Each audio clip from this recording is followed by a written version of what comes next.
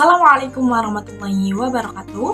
Perkenalkan, nama saya Alfia Nazara dengan NIM 204250016 dari kelas PIAUD A semester 1. Dalam video kali ini saya akan menjelaskan materi tentang kajian ilmu kalam dan tasawuf guna menyusun tugas UAS metodologi studi Islam. Langsung saja kita langsung ke materinya.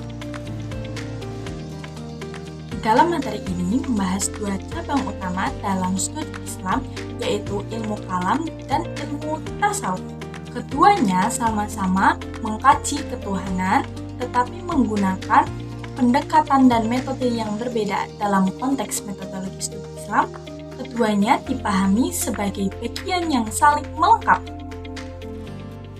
Pada poin yang pertama ada ilmu kalam yang berfokus mengkaji akidah dengan rasionalitas, akal, dan dalil naqli.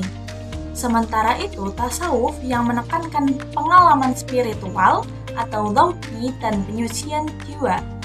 Walaupun objek kajian sama yaitu ketuhanan, tetapi metode dan tujuannya yang berbeda.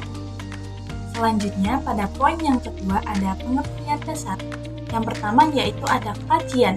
Kajian adalah aktivitas menelaah dan menganalisis secara mendalam.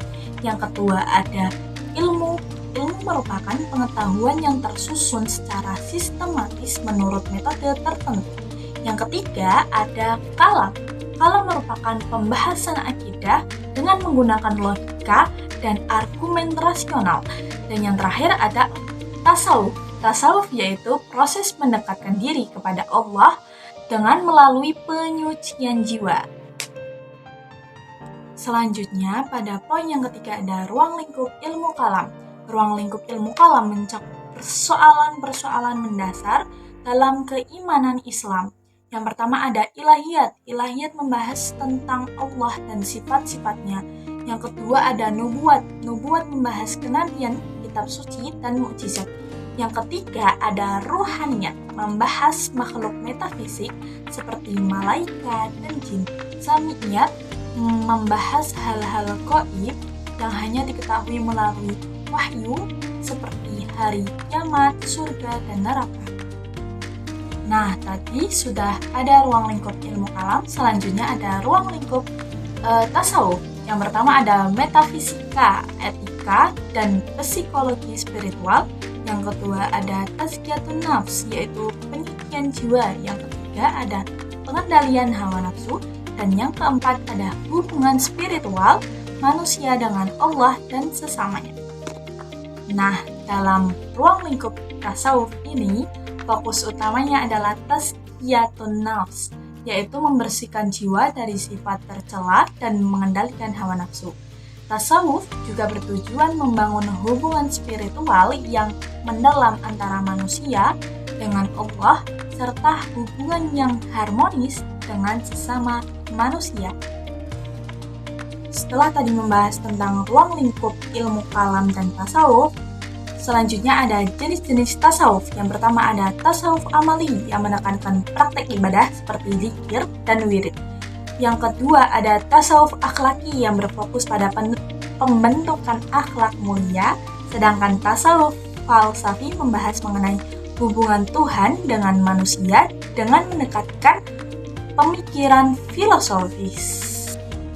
Pada poin yang keenam ada tujuan ilmu kalam. Yang pertama ada memperkuat akidah umat Islam. Yang kedua ada mengembangkan berpikir kritis dan rasional. Yang ketiga ada membentengi dari penyimpangan akidah. Dan yang keempat ada menjawab kritik dan keraguan terhadap Islam. Setelah tadi ada tujuan ilmu kalam, pastinya ada tujuan tasawuf. Yang pertama ada pembersihan jiwa atau tazkiyatun nafs. Yang kedua ada pendekatan diri kepada Allah atau taqarrub ilallah. Yang ketiga ada pembentukan akhlak mulia. Dan yang keempat ada mencapai ketentraman lahir dan batin. Dalam ilmu tasawuf ada tokoh penting seperti Al-Ghazali yang menunjukkan bahwa tasawuf dapat berjalan seiring dengan syariat dan akidah yang benar. Di dalam konteks metodologi studi Islam bertujuan membekali mahasiswa dengan cara berpikir yang sistematis dalam mengkaji Islam. Terdapat ada 3 pilar utama dalam studi Islam, yaitu fikih yang berfokus pada amal lahiriah, kalam yang berfokus pada iman dan akidah, serta tasawuf yang berfokus pada ihsan dan spiritualis. Ketiganya saling berdekatan dan tidak dapat dipisahkan. Nah, pada poin yang terakhir ada kesimpulan. Ilmu kalam memberikan landasan intelektual dan rasional bagi keimanan, sedangkan tasawuf memberikan kedalaman spiritual dan penghayatan batin.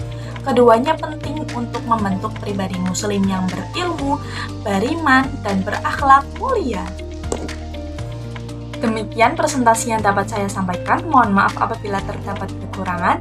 Saya Alfiana Zahra mengucapkan terima kasih kepada ibunya, dosen mata kuliah Metodologi Studi Islam, atas ilmu dan bimbingan yang telah diberikan. Mata kuliah ini sangat membantu saya untuk memahami cara mengkaji Islam secara ilmiah dan sistematis. Semoga ilmu yang diberikan menjadi berkah dan bermanfaat. Amin ya rabbal alamin. Assalamualaikum warahmatullahi wabarakatuh.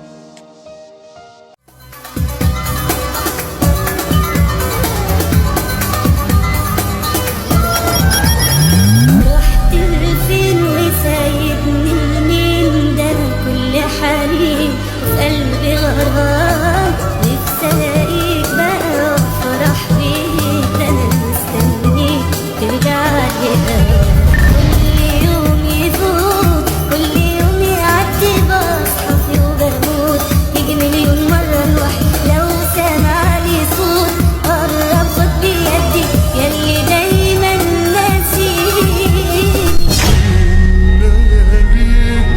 عمال بناديك مشتاق لعنيك.